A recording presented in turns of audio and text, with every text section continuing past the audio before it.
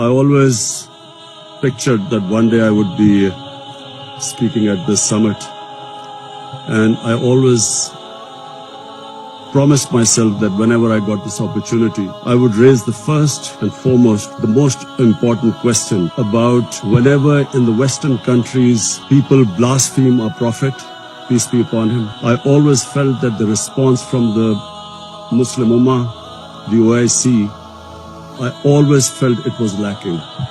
And therefore I wanted to use this platform that the OIC owes a responsibility.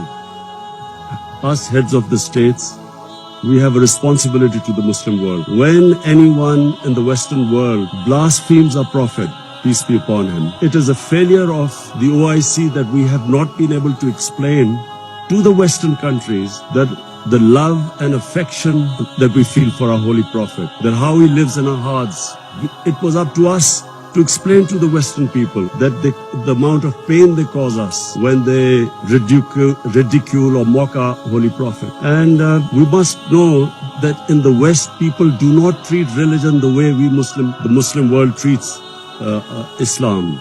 We live our religion. In the Western world, they have a completely different attitude to the way they approach religion. And so therefore, on this, Mr. Chairman, I would like to say from this platform that we must, in the forums like the United Nations, forums like the European Union, we must explain to them that they cannot hurt the sentiment of 1.3 billion people under the garb of freedom of expression. The Jewish community has very successfully explained to the world that any misinterpretation of the Holocaust gives them pain. And so the Western world views Holocaust with a lot of sensitivity. But that sensitivity is lacking when they come to talking about our Holy Quran or Prophet, peace be upon him. So I feel that this forum must take it upon itself to explain to the Western world through these forums what it means to us and how we love and respect our Holy Prophet. Secondly, the Western world has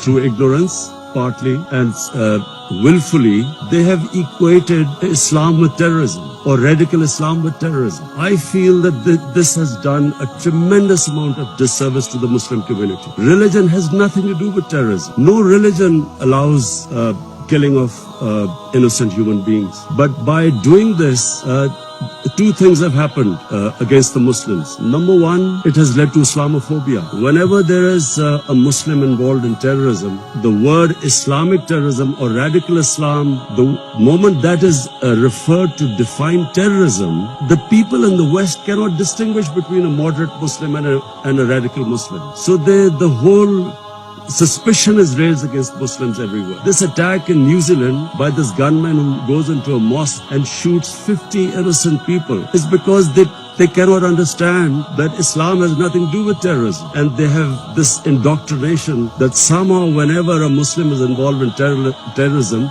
it's something to do with Islam. Before 9/11, 80% of the suicide terrorist attacks were by Tamil Tigers. But no one blamed Hinduism for it, and quite rightly, because religion had nothing to do with it. It was a political struggle. When the Japanese in the Second World War indulged in kamikaze pilots who blew themselves up on American ships, but no one blamed the Japanese religion for it. So this is my second point. I feel that it causes Islamophobia because we, the heads of Muslim states, have not been able to explain to the West, not powerfully enough, that Islam has nothing to do with terrorism. Political struggles have everything to do with terror. And the second disadvantage which the Muslim world has as a result of this, I'm afraid, is that Muslim freedom struggles or Muslim freedom political struggles are delegitimized when they are termed as because of Islamic radicalism. For instance, after 9/11, the people of Kashmir have been conducting a political struggle for their freedom. But after 9/11, it was oppressed, calling it Islamic radicalism and Islamic terrorism. Similarly, the Palestinians. After 9/11, the Palestinians were oppressed. The Israeli government used the word Islamic terrorism. This is my second point. I feel that from this forum, we must take a stand. We must de-link terrorism with Islam. My third point Mr. Chairman.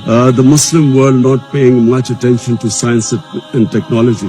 We have an organization called Comstack. I feel that we are on the verge of another industrial revolution with artificial intelligence and blockchain, new technologies coming in. We must not be left behind again.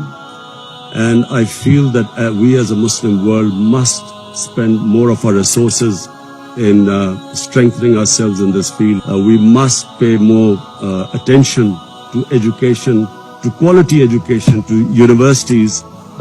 Despite having all the resources, I'm afraid we lag behind, and I think from the OIC platform it would be a good opportunity for us to concentrate on spending more on science and technology. Finally, Mr. Chairman, I would like to say that this is 50 years of OIC, and we all must again reiterate that how this organization came was because of the Palestinians being deprived of their homes, their rights, their human rights, their democratic rights. And so we reiterate again that there is no solution but a two-state solution in Palestine.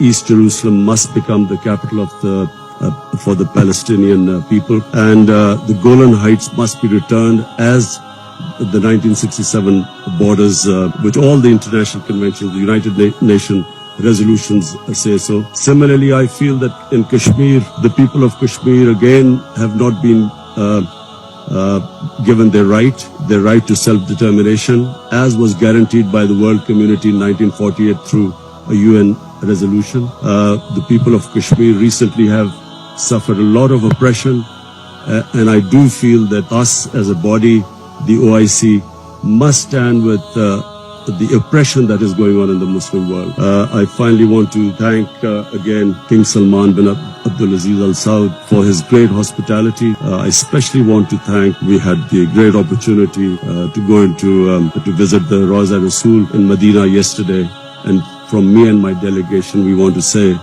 that it gave us the greatest happiness and pleasure to be able to visit the mosque. Thank you very much.